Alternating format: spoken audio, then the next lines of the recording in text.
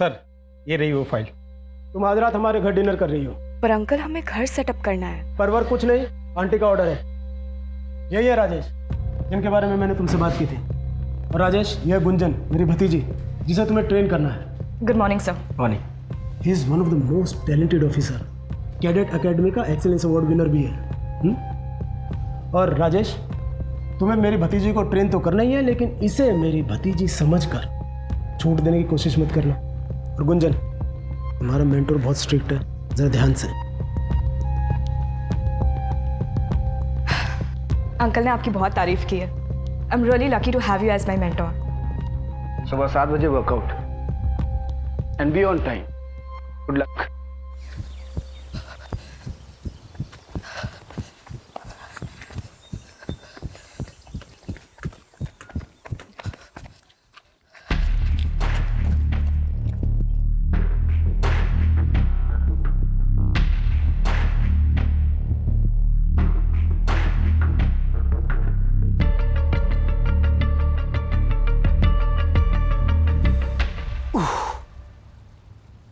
कितने राउंड्स? 1100। थक गई? No sir.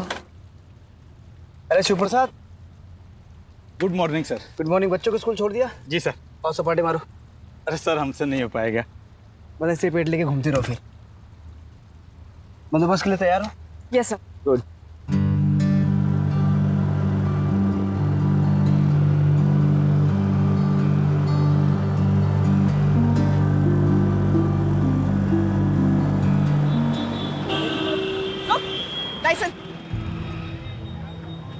सर पहले दिन नाकाबंदी मैडम से नहीं हो पाएगा, देखिए हार मान जाएंगे। अगर आज ये हार मान गई तो आगे बड़ी ऑफिसर कैसे बनेगी? हेलो रुको। लाइसेंस। मैडम लाइसेंस घर पे है, आप भी घर जाओ। क्यों अपनी धूप में त्वचा खराब कर रही हो? त्वचा काली पड़ जाएगी। औरत से बात करने की तमीज सीख ले, वरना तेरे चेहरे का रंग बिगाड़ दूंगा मैं। लाइसेंस दिखा। चल। विदाउट हेलमेट और फैंसी नंबर प्लेट और महिला पुलिसकर्मी से बदतमीजी से पेश आया, मेंशन करके फाइन मारो। Yes sir.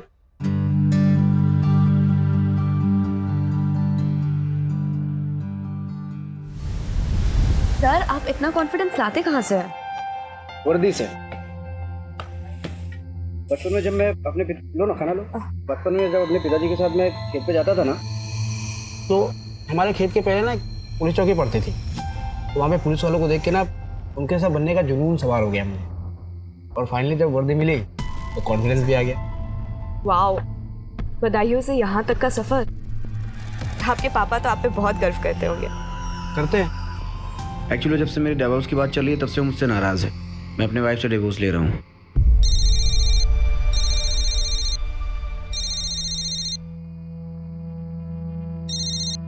हाँ।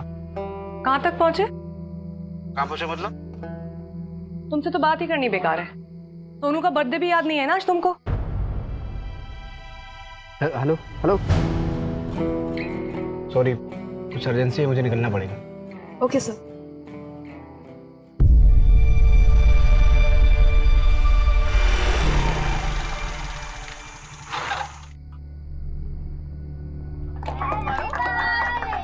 Happy birthday to you, happy birthday. Happy birthday to you.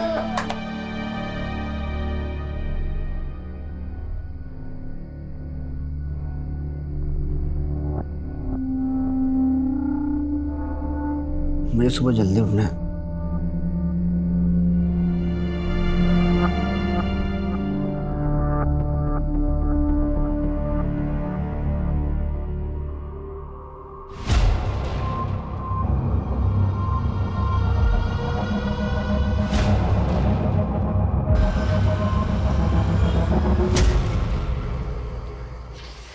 ये क्या हर दिन केस चलता रहता है तुम्हारा?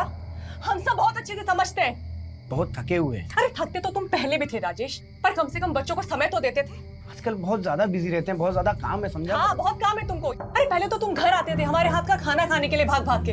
अब क्या हो गया है? यार हमको तुमसे बहस नहीं करनी, हमको नींद आ रही है, सुबह जल्दी उठना है, सो जाओ।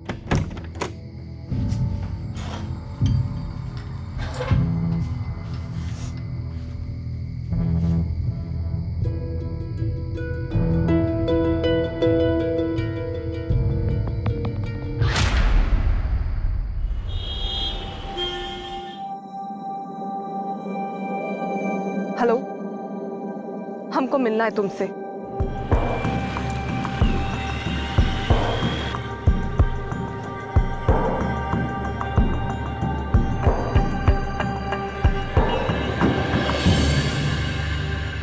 आपने जैसा कहा हम वैसा ही कर रहे हैं।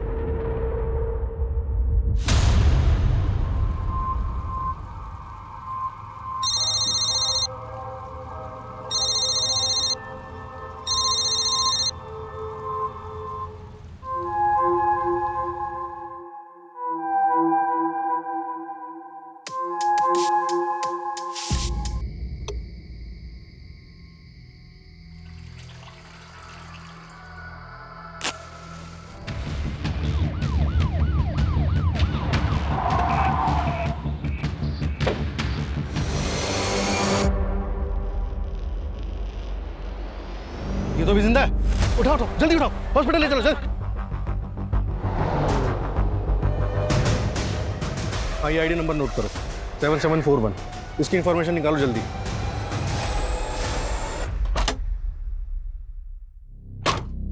सर विक्टिम ने पुलिस की वर्दी पहनी हुई थी, ये आईडी कार्ड मिला, इसके जरिए हम उसके बारे में पता लगाने की कोशिश कर रहे हैं। सर बॉडी काफी जल चुकी, 90% से भी ज्यादा, काफी क्रिटिकल कंडीशन। आसपास कुछ और बरामद हुआ, मोबाइल या पर्स वगैरह कुछ? नहीं सर, कुछ नहीं मिला।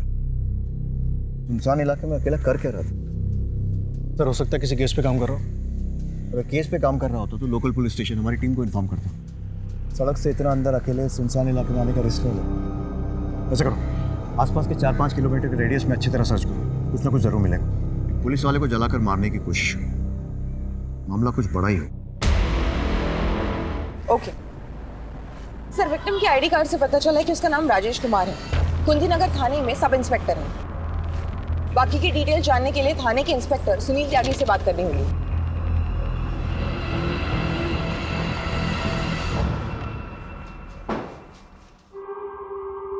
Patient is no more.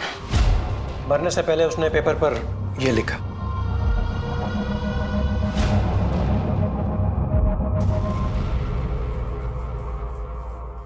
Doctor, हमें बॉडी की ऑटोप्सी रिपोर्ट कितनी जल्दी मिल सकती है? ऑटोप्सी रिपोर्ट तैयार करने में हमें कम से कम 24 से 48 घंटे लगेंगे। राजेश के साथ ऐसा होना हमारे लिए काफ़ी शॉकिंग है। राजेश उस इलाके में किसी केस की इंक्वायरी के लिए गया था? केस? राजेश तो काफ़ी वक्त से सस्पेंडेड था, उस पर तो डिपार्टमेंटल इंक्वायरी चल रही थी। इंक्वायरी? जी हाँ। एक्चुअली हमारे एक ऑफिसर ने लक्की नाम के एक हिस्ट्री शीटर को गिरफ्तार किया था और उसके पास से 2 पिस्टल बरामद हुई थी। काफ़ी पूछताछ के बाद उसने कबूल किया कि वो पिस्टल उसे राजेश ने दिए थे। राजेश उस वक्त हमारे थाने का आर्म्स इंचार्ज था। ये लकी अभी भी आपकी कस्टडी में है? जी हाँ। अच्छा, ये आमला कौन है? राजेश की बीवी। देखिए जी, आपको क्या लगता है राजेश उस सुनसान इलाके में क्या करने गया होगा? हो सकता है उसे अपने केस के बारे में कोई क्लू मिला हो या किसी से मिलने गया हो। मैं पक्के तौर पर कुछ नहीं कह सकता। Excuse me. इस लकी से पूछताछ के लिए परमिशन निकलवाओ। और वो राजेश के घर का सर्च वारंट? गीता लेकर आ रही है सर।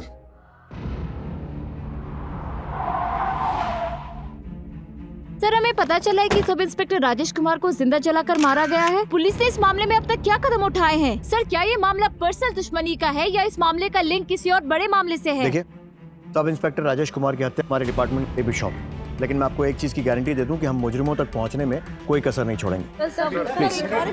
राजेश की हत्या की वजह से मीडिया में बहुत बवाल है। हमारे अपने आदमी के साथ क्राइम हुआ है, इसलिए सबकी नजर इस पर। तो मुझे इस केस में जल्द से जल्द प्रोग्रेस चाहिए। गीता, क्राइम लोकेशन पर एक टीम के साथ जाओ, फिर से अच्छी तरह पूरी सर्च करो। सर। दुबे, राजेश की बीवी अमला से मिलो, उससे पूछताछ करो और उसके घर की तलाशी लो। Right sir. और हाँ, जब तक ये केस सॉल्व नहीं हो जाता है कोई ब्रेक नहीं लेगा। Is that clear? Sir.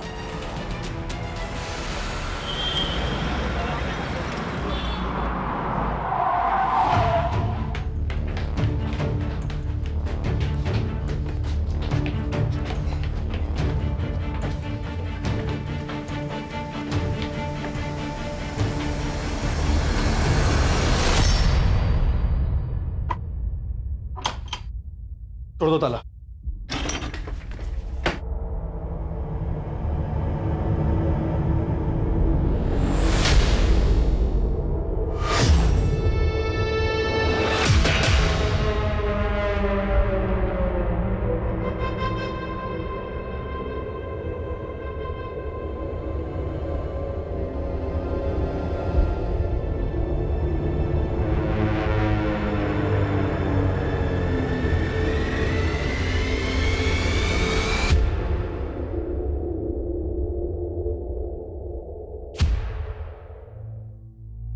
Rajesh की बीवी आमला कहाँ है? सर कहाँ है ये तो पता नहीं, लेकिन 6-7 दिन हुए यहाँ से गए हुए। बच्चों के साथ निकलते हुए देखा था। और हाँ सर, हाथ में सूटकेस भी था। बहुत गुस्से में थी।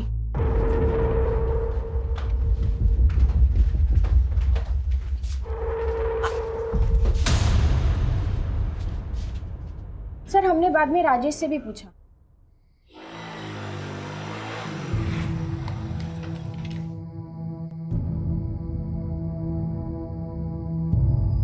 राजेश, आमला कहाँ गई है? वो हमारे गांव गई है, बदायूं। अचानक से?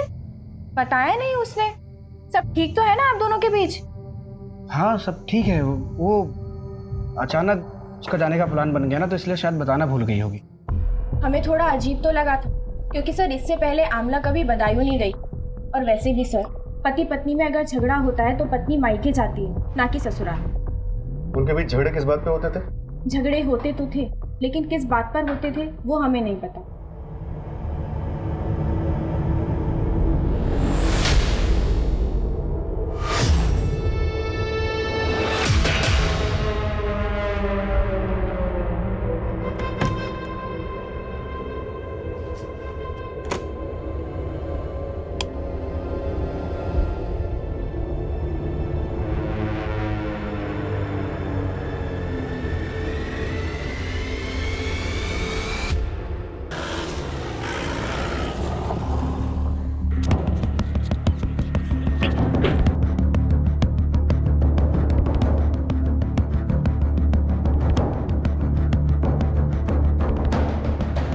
पुलिस टीम ने इस उलझे हुए केस को सुलझाने की कोशिश में दिन रात एक कर दिया था, पर यह मर्डर मिस्ट्री दिन पर दिन उनके लिए उलझती ही जा रही थी।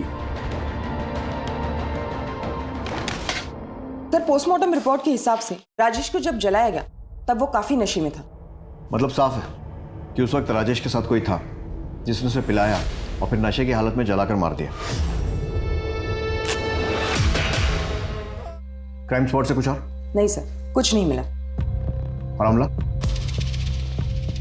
सर पड़ोसी ने बताया कि आमला राजेश के गांव बदायूं गई है और राजेश की फैमिली बनारस आने वाली।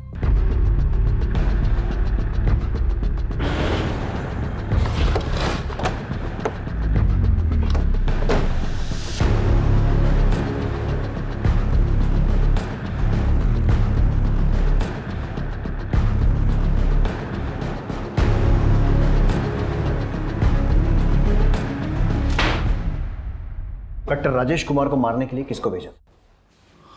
क्या बोल रहे सर आप ये? देख सर, ये एक्टिंग कहीं और जाकर दिखाना। तेरी पूरी हिस्ट्री है हमारे पास, तो सीधे सीधे बता कि तेरे किस आदमी ने राजेश को मारा है। सर वो सब हमें कुछ नहीं पता है।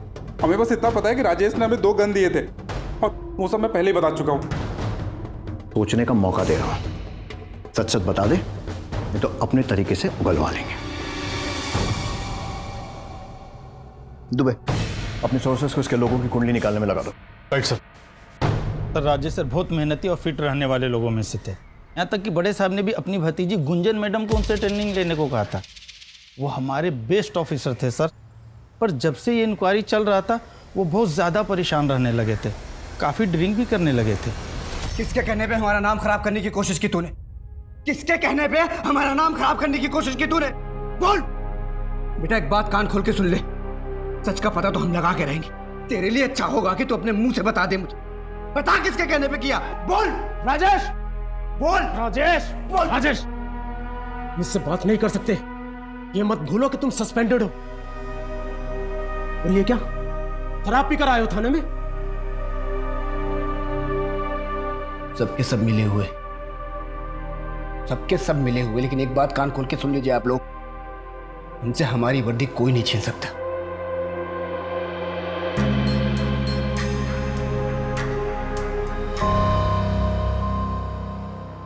अच्छा, राजेश की थाने में बाकी सब लोगों के साथ कैसी बनती थी? बाकी सब लोग के साथ तो ठीक ही था, पर अजय सर के साथ शुरू से उनका 36 का आंकड़ा था। सर दोनों में काफ़ी हाथापाई भी हुई थी। राजेश सर बहुत गुस्से में थे, किसी की भी नहीं सुन रहे थे। बात क्या थी वो तो नहीं जानते सर, पर इस लड़ाई के बारे में सभी को पता है। हाँ हुई थी झड़प, लेकिन हमने उसे कुछ गलत नहीं पूछा था। मतलब? थाने में सबको खबर थी कि राजेश सुनील सर के भतीजे गुंजन के साथ कुछ ज़्यादा ही समय बिता रहा है। हमने बस वही पूछा था उससे। राजेश और उसकी पत्नी के बीच में झगड़े चल ही रहे थे, एक झगड़े के गवाह तो हम खुद हैं। अरे पहले तो तुम घर आते थे हमारे हाथ का खाना खाने के लिए भाग भाग के, अब क्या हो गया है? और इतना ही नहीं, हमारे कांस्टेबल ने राजेश को सुबह सुबह गुंजन के घर से निकलते हुए भी देखा था। ठीक, ये तो है राजेश की कहानी। अब अपनी कहानी सुना। राजेश से दुश्मनी की वजह? सर कोई जाति दुश्मनी नहीं थी, एक वर्क प्लेस में 2 कॉम्पिटिटर्स के बीच में जैसा होता है, सिर्फ उतना ही। कॉम्पिटिटर्स? और वो गन्स वाले केस में राजेश का इन्वॉल्वमेंट? उसकी लाइफस्टाइल देख के कोई भी बता देगा कि वो उस मामले में जरूर इन्वॉल्व होगा। उसके खर्चे उसकी कमाई से दुगना थे। आपकी भतीजी गुंजन इस वक्त कहाँ है? उसका एक्सीडेंट हो गया था, इसी वजह से वो लीव पर है अपने होम टाउन लखनऊ में। लेकिन आप गुंजन के बारे में क्यों पूछ रहे हैं? त्यागी जी, हमने सुना है कि गुंजन और राजेश के बीच में काफ़ी नज़दीकियाँ थी। देखिए, राजेश एक शादीशुदा बाल बच्चेदार आदमी था और गुंजन एक पढ़ी लिखी समझदार लड़की है। पहली बात तो ऐसा कुछ हुआ नहीं, और अगर ऐसा कुछ होता भी तो आपको नहीं लगता कि मैंने टैकल कर लिया होता? माफ़ कीजिए, मेरी कोर्ट में पेशी है, मुझे निकलना होगा।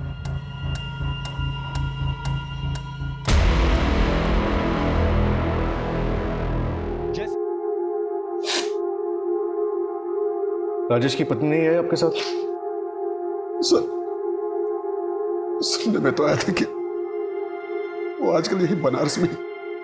बनारस में? लेकिन हमें तो पता चला है कि वो पिछले हफ्ते बदायूं चली गई थी। ये क्या बात कर रहे हैं सर? 6 महीने हो गए जब से डिवोर्स की बात चल रही है। वो बोला यहाँ बदायूं क्या करने आएगी साहब? 6 महीने? लेकिन 1 महीने पहले तो राजेश ने अपने बेटे का बर्थडे सेलिब्रेट किया था। सर, राजेश का कोई बेटा नहीं, उसकी एक बेटी है। यही है ना राजेश का परिवार? नहीं साहब, ये राजेश का परिवार नहीं है।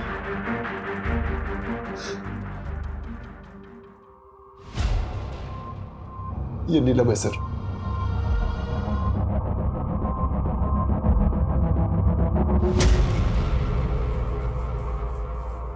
तो क्या नीलम दूसरी औरत के बारे में सही कह रही थी?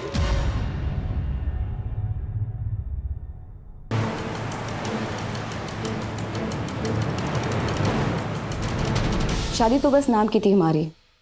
शुरू में ट्रेनिंग के दौरान 3-4 महीने में 1-2 बार आ भी जाते थे। जैसे ही पिंकी बड़ी हुई और हमने बनारस आने के लिए कहा तो। अरे तुमको पता है सरकारी कामों में कितना वक्त लगता है? क्वार्टर मिलते ही तुमको और पिंकी को अपने साथ ले जाएंगे बस। अली मेरा बच्चा, ऐ शाबाश, किसी तो पापा को। पहले तो पिंकी के बीमार होने पर या इसके कॉल करने पर आ भी जाते थे, फिर धीरे धीरे बंद हो गया। मुझे हमेशा से ही ऐसे लगता था कि वो मुझसे कुछ छुपा रहे हैं। नीलम, तुम यहाँ बनारस में? पिंकी कहाँ है? मासी की है ललनपुर में। अभी तो हम बहुत बिजी हैं, तुम चलो हम शाम को मिलने मासी के घर आते हैं। वो हवलदार भैया बोले आप यही रहते पुलिस क्वार्टर में? हाँ।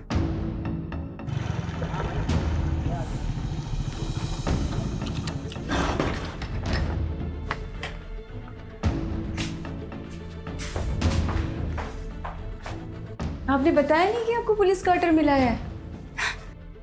हम तो पिंकी की स्कूल शुरू होने से पहले ही शिफ्ट हो जाते यहाँ। अरे हम बताने वाले थे, भूल गए। अरे ज्यादा टाइम नहीं हुआ क्वार्टर मिले हो।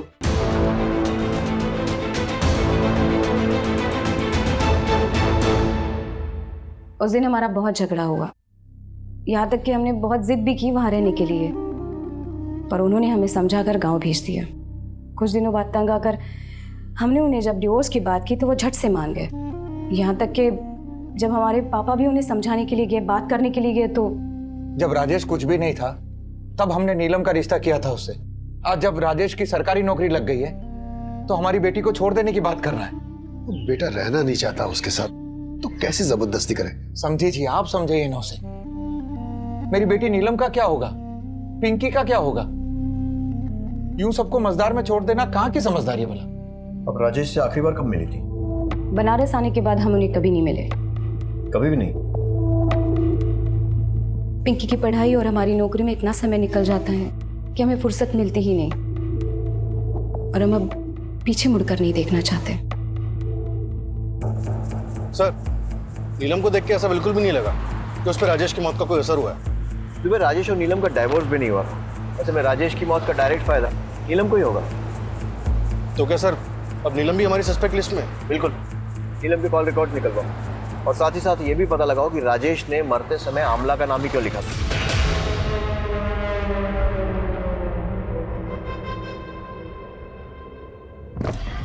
सर, पता चला आमला राजेश की वाइफ ही नहीं है। क्या? यस सर, इतने दिनों तक राजेश हम सबकी आंखों में धूल झोंकता रहा और पता नहीं कौन कौन सी कहानियां सुनाई थी उसने हम सबको।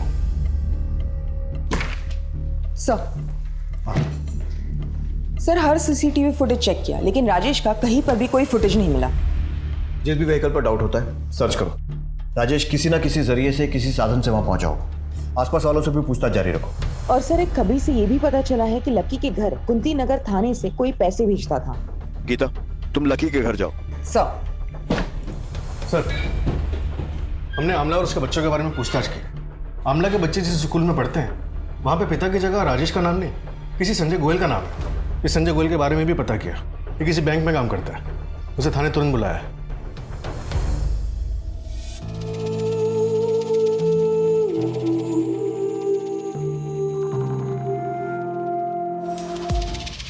सर, हमारा तलाक 2 साल पहले हो गया था। आमला का हमारी माँ के प्रति व्यवहार बिल्कुल अच्छा नहीं था। हमने बहुत कोशिश की बदलने की कि सब कुछ ठीक हो जाए, लेकिन वो नहीं बदली। बहुत जिद्दी है। आमला, तुम्हें किसी भी चीज की जरूरत हो, कोई भी हेल्प चाहिए तो मुझे बेझिझक बोलना। झिझक? झिझक कैसी? तलाक के बाद तो ये हमारा हक है। बस तुम पैसे टाइम से भिजवा दिया करना। अम्मा की दवाइयों का बहाना लगा लगा के ना हर बार की तरह कटौती मत करना, वरना हम नहीं फिर कोर्ट बात करेगी तुमसे, समझे? हम अक्सर आमला से और अपने बच्चों से मिलने उसके घर जाते थे, और एक दिन मम्मी कहाँ है तुम्हारी? मम्मी अंदर है। अच्छा, क्या मजा नहीं आ रहा? मैं भी तो सुनूं। नजदीक का बताता ऐसे नहीं आती नजदीक। बहुत दिनों से कुछ गिफ्ट नहीं लेकर आए।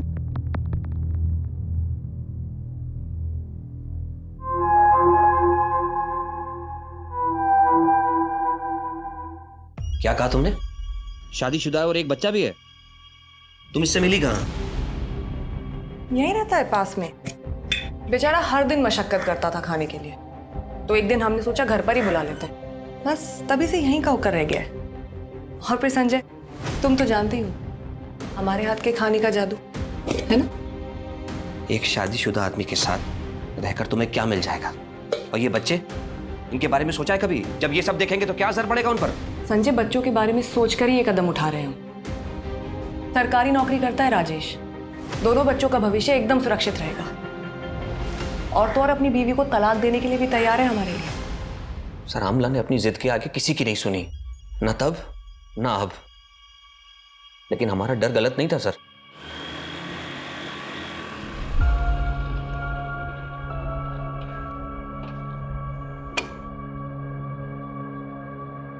क्या हुआ आमला? मुझे क्यों बुलाया? उसको अब हमें इंटरेस्ट नहीं रहा है। हमने तुमसे पहले ही कहा था वो तुमसे शादी नहीं करेगा। तुम ही सबने देख रही थी शादी की उससे। राजेश पुलिस में है, अच्छा कमाता है, अच्छा दिखता है। अब इस उम्र में भला राजेश से बेहतर 2 बच्चों के साथ हमको और कौन मिलेगा? हम नहीं थे तुम्हारे पास? राजेश ने हमारे लिए अपने बीवी बच्चों को छोड़ दिया, और तुमने अपनी माँ के लिए हमें ही छोड़ दिया। हम बच्चों की स्कूल की फीस भी भरनी है। हमको तो समझ ही नहीं आ रहा है कि हम इतना सारा खर्चा अकेले कैसे उठाएंगे। चिंता नहीं करनी, हम कल ही तुम्हारे अकाउंट में पैसे भिजवा देंगे। आमला से आखिरी बार कब मिले थे? सर, मिले तो नहीं, लेकिन कुछ दिन पहले उसका फोन आया था। किसी प्रॉपर्टी डीलर का नंबर मांग रही थी। हमने वो नंबर फॉरवर्ड कर दिया, और तब से लेकर अब तक हमारी कोई मुलाकात नहीं हुई उससे। हमें उस प्रॉपर्टी डीलर की डिटेल्स चाहिए। जी। नंबर बोलो। दुबे, इस प्रॉपर्टी डीलर से बात करो। मैं गुंजन से पूछताछ के लिए निकलता हूँ। Right sir.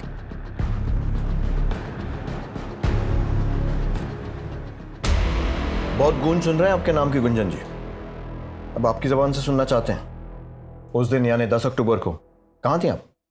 सर हम ड्यूटी पे थे, आप चाहे तो चेक कर सकते हैं। लोग राजेश और आपके बारे में क्या क्या बातें कर रहे हैं ये तो आपको मालूम ही होगा, तो डिटेल में शुरू से बताइए। हमारा राजेश सर के मर्डर के केस के साथ कोई लेना देना नहीं है।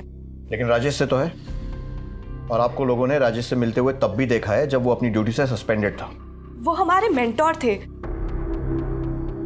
हम बुरे वक्त में उनसे मिल भी नहीं सकते। बिल्कुल मिल सकते हैं। फिर तो राजेश के मरने के बाद हॉस्पिटल आकर उसको देखना और हमसे बात करने का समय भी निकाल सकते हैं। देखिए सर, हम राजेश सर को बहुत मानते थे, वो हमें ट्रेन कर रहे थे और हम इमोशनली भी काफी कनेक्टेड थे। और जब हमारा एक्सीडेंट हुआ तब अंकल ने बोला कि मैंने भैया को फ़ोन कर दिया है, वो बस पहुंचने ही वाले होंगे, तुम उनके साथ घर चले जाओ, तुम्हें अच्छा लगेगा। क्या राजेश की मौत का उसके केस से कोई लेना देना हो सकता है? राजेश सर हमेशा कहा करते थे कि उन्हें कोई फंसा रहा है, पर अंकल का कहना था कि राजेश सर अच्छे इंसान नहीं है। मैंने समझाया था ना तुम्हें, राजेश अच्छा इंसान नहीं है, मत पड़ो उसके चक्कर में। देखा क्या सच्चाई है उसकी। अब जैसा मैं कहूँ वैसा करो। तुम्हारे और राजेश के बीच में जो कुछ था उसे भूल जाओ, खामा बदनामी होगी। कुछ दिन बाद मैं तुम्हारा ट्रांसफ़र किसी दूसरी जगह कर दूंगा, तुम वहाँ से अपनी ज़िंदगी की नई शुरुआत करना। अब तो ऐसी हालत हो गई है कि किसी पे भी भरोसा करने की हिम्मत नहीं होती।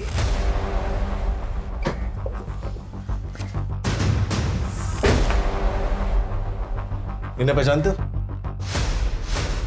इन्हें तो कुछ दिन पहले ही मकान किराए पे दिलाया था।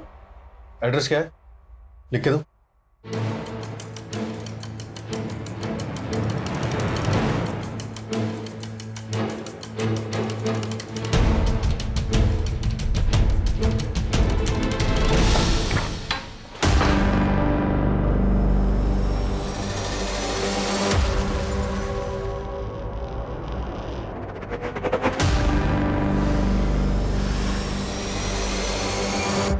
फॉरेंसिक को बुलाओ जल्दी।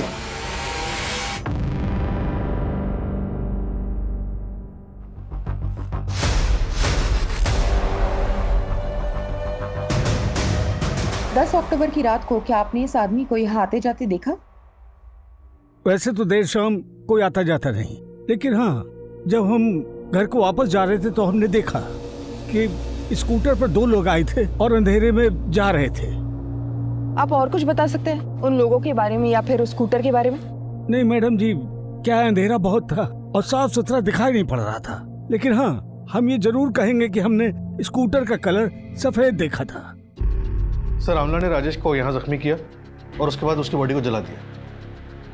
पोस्टमार्टम में किसी भी जख्म का जिक्र नहीं है, लेकिन एक क्राइम सीन देखकर लगता है कि अकेले आमला का काम तो नहीं हो सकता। जरूर कोई ना कोई था जो उसकी मदद कर रहा था।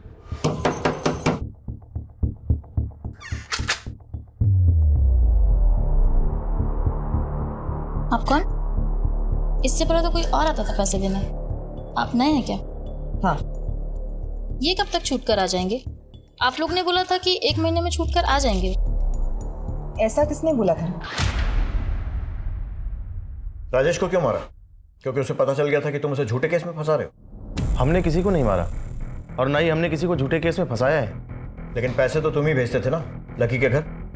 हाँ सर, लेकिन वो तो हम सुनील सर के कहने पर करते थे और ये सब मैं सिर्फ प्रमोशन पाने के लिए करता था।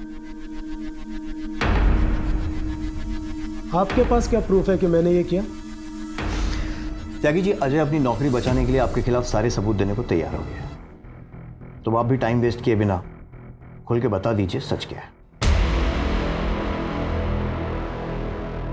जी करता है यूं ही तुम्हारे सामने खड़ी रहूं,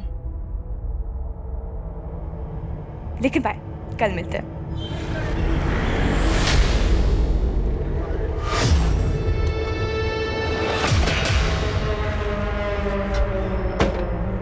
तुम्हें उसे जो सिखाना था तुमने सिखा दिया। तुमसे पहले भी कह चुका हूं कि उससे दूर रहो, वरना ऐसी जगह ट्रांसफर करूंगा ना कि बिजली पानी को तरस जाओगे। आप मेरा ट्रांसफर तो करा देंगे सर, और गुंजन को कैसे रोक पाएंगे मेरे साथ आने से? जब राजेश फिर भी नहीं माना तो हमने एक तीर से 2 शिकार करने के बारे में सोचा। हमने उसे एक ऐसे केस में फंसाया जिससे हम ही उसे निकाल सकते थे। वो जब भी हमारे पास गिड़गिड़ाते हुआ आता तो हम उसके सामने एक ही शर्त रखते, गुंजन से दूर जाने की शर्त।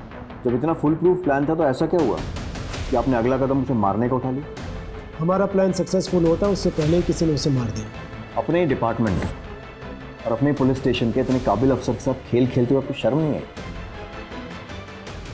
सर अगर ये काम अमला ने किसी के साथ मिलके किया है तो उसका साथ देने वाला कहीं इंस्पेक्टर सुनील या फिर संजय तो नहीं? क्योंकि संजय हमेशा अमला की मदद करने के लिए तैयार रहता, हमें यहाँ तक पहुँचाने वाला भी संजय ही है। इंस्पेक्टर सुनील सिस्टम से वाकिफ है, वो खुद इस चक्रव्यूह में नहीं फंसेगा। जरूर उसका कोई ना कोई प्यादा होगा जो अमला की मदद कर रहा होगा। सर मुझे तो कभी कभी लगता है इन सारी औरतों से तंग आके राजेश ने खुद अपना मर्डर प्लान करवाया और खुद अमला को मार के कहीं फरार हो गया। अमला को हर समय पैसों की जरूरत रहती थी। जरा इंस्पेक्टर सुनील और अमला दोनों के बैंक स्टेटमेंट चेक करवाओ। Okay sir. अमला अगर हाथ लग गई तो सच्चाई भी हाथ लग जाएगी। वो सफेद स्कूटर या उन दोनों लोगों के बारे में कुछ पता चला? सर क्राइम स्पॉट पर जाने वाले सभी रास्ते और आसपास के सभी एरिया के सीसीटीवी फुटेज एक टीम चेक कर रही है। We are checking every possible way. Team से कहो कि कमर कस के तैयार हो जाए, ये कहानी अब क्लाइमैक्स तक पहुंचने वाली है।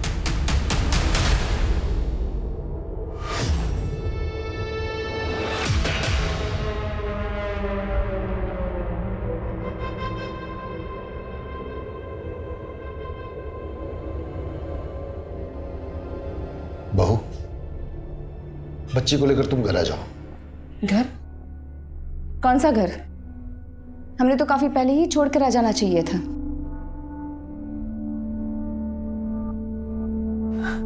ऐसा ना कहो बहू, ये बच्ची राजेश की आखिरी निशानी है। आखिरी निशानी? इस बच्ची को लेकर इस शहर में जब हम अकेले उसकी जिम्मेदारी उठा रहे थे तब कहाँ था आपका प्यार? लोग नौकरी देने के लिए जिस्म का सौदा करने की मांग कर रहे थे। एक अकेली औरत का इज्जत से रहना कितना मुश्किल होता है आप नहीं जानते। बेहतर है कि आप यहां से चले जाइए।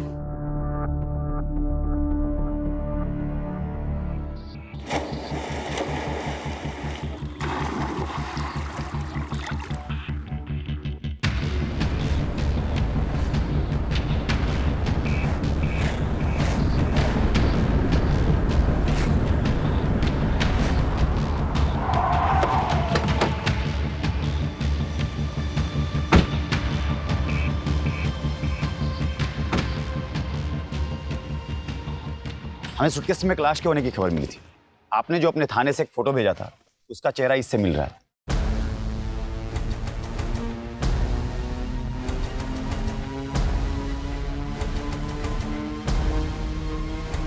दुबे, इस केस ने तो सीधा यू टर्न ले लिया। जिस अमला को अब तक हम संभवतः दोषी मान रहे थे वो तो खुद विक्टिम निकली। दीपक नगर के आसपास का पूरा एरिया छान मारो, एक एक से पूछताछ करो। इतने बड़े सूटकेस में डेड बॉडी ले जाई गई है, किसी ना किसी ने कुछ तो देखा होगा। Right sir. सर मुझे तो बच्चों की चिंता हो रही है, कहीं उनके साथ कुछ बुरा ना हुआ हो।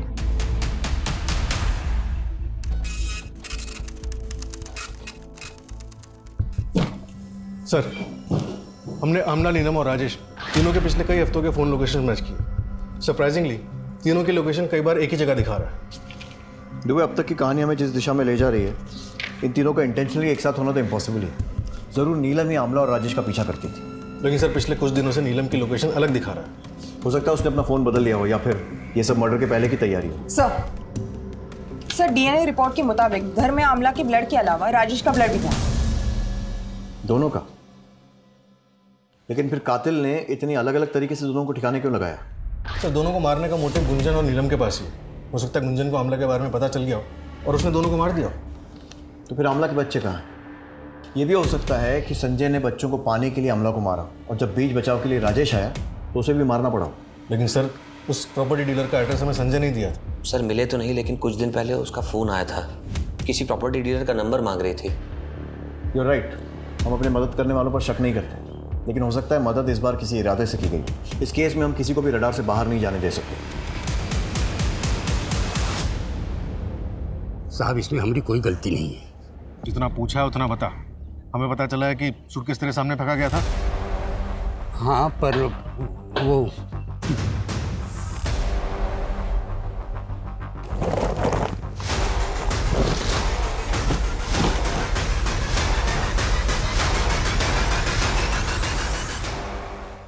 ये बता कि जिसने सूटकेस फेंका था उसे पहचान सकता है? हाँ पहचान सकता हूँ साहब, वो आप ही लोग में से थे। मतलब कि वो पुलिस वाले थे और उन्होंने ही पानी में सूटकेस फेंका था।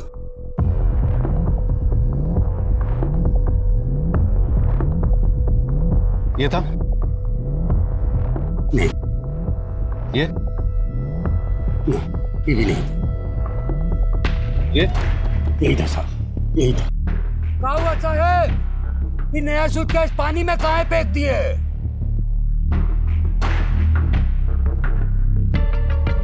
धार्मिक किताबें थी, दीमक लग गई थी तो सोचे रोड पे फेंके तो पाप चढ़ेगा ना, इसलिए पानी में फेंक दिए। राजेश ने आमला को मारा तो फिर राजेश को किसने मारा होगा? चल क्या रहा है ये? सर, पोस्टमार्टम रिपोर्ट से साबित होता है कि राजेश की मौत आमला की मौत के 5-6 घंटे के बाद हुई थी। सर एक सीसीटीवी फुटेज में हमें उस व्हाइट स्कूटर पर 2 लोग दिखाई दिए, लेकिन वो फुटेज इतनी क्लियर नहीं है। सर ये देखिए, फिर हमें ये एमके रोड का फुटेज मिला है जिसमें इस व्हाइट स्कूटर का नंबर साफ दिखाई दे रहा है और जिसके नाम पर रजिस्टर्ड है उसका पता चल गया है। तुम्हारे मोबाइल की लोकेशन उसी जगह मिली है या राजेश जली हुई हालत में मिला था? तो भलाई इसी में है, सीधे सीधे सब कुछ बताओ।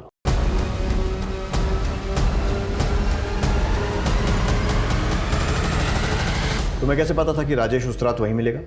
हम बहुत दिन से उसका पीछा कर रहे थे सर, और उस दिन तुमने अगर हमसे शादी नहीं की ना तो हम जाके सबको सच्चाई बता देंगे। अरे केस तो तुम्हारे ऊपर पहले ही चल रहा है और तुम्हारी नौकरी भी 100% जाएगी। जान से मारेगी। फिर थोड़ी देर बाद राजेश दोनों बच्चों को घर से लेके बाहर गया। हम उसका पीछा किए तो देखे बच्चों को वो कुमार नगर में अपने दोस्त के घर पे छोड़ा और वापस आते हुए उसकी कार में एक सूटकेस लेके आया। लगभग 1-1.5 घंटे के बाद वो वही सूटकेस लेके दोबारा घर से बाहर गया।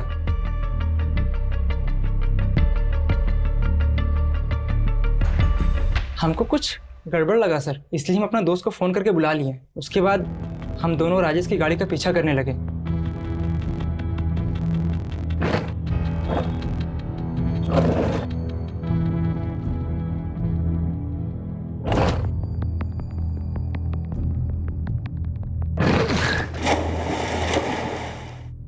वो किसी का नहीं था सर, वो अपने फायदे के लिए किसी को भी छोड़ सकता था, किसी को भी मार सकता था। मेरी दीदी को भी इसने बहुत परेशान किया था सर। वो जब भी घर वापस आती थी ना सर, सिर्फ रोते हुए आती थी। हम उसको अपनी दीदी की जिंदगी बर्बाद करने का सजा दिए हैं सर।